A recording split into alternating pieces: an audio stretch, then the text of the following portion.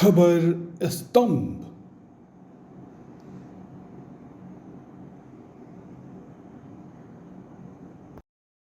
भाजपा की सहयोगी पार्टी आजसू का आगामी विधानसभा चुनाव में 19 सीटों पर दावा होगा।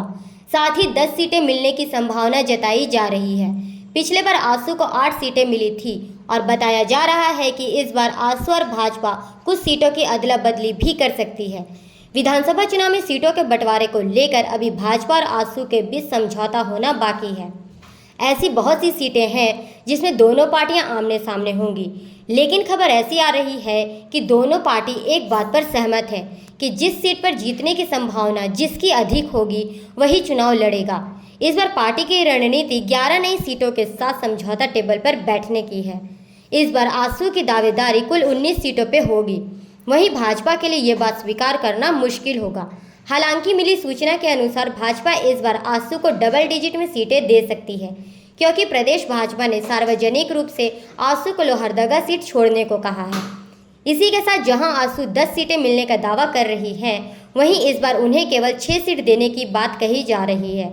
इस बात पे आपको बता दें कि आगामी झारखंड विधानसभा चुनाव को लेकर अब सीटों पर मंथन शुरू हो गया है। सूत्रों के अनुसार भाजपा इस बार अपने पास ज़्यादा सीटें चाहती है। सुदेश महतो कम से कम 10 सीट चाहते हैं।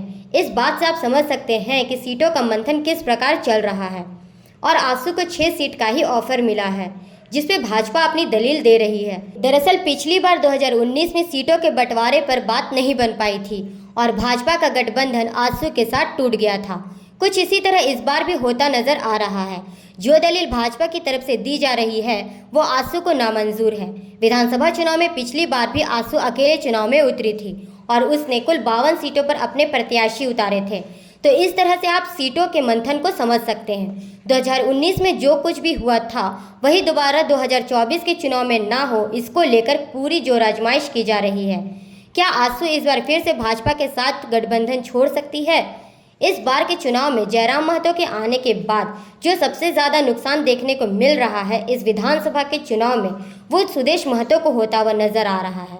इसलिए सुदेश महतो लगातार भाजपा के नेताओं से मुलाकात कर ये सुनिश्चित करना चाहते हैं कि वो एनडीए में चुनाव लड़ें और उन्हें सम्मानजनक सीटें भी दी जाए।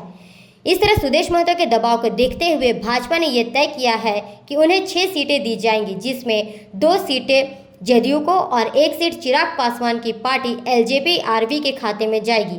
आगे ये देखने वाली बात होगी कि ये सीटों के मंथन पर जो बात है ये कब तक बनती है और क्या आंकड़े निकल कर सामने आते हैं। खबर स्तंभ।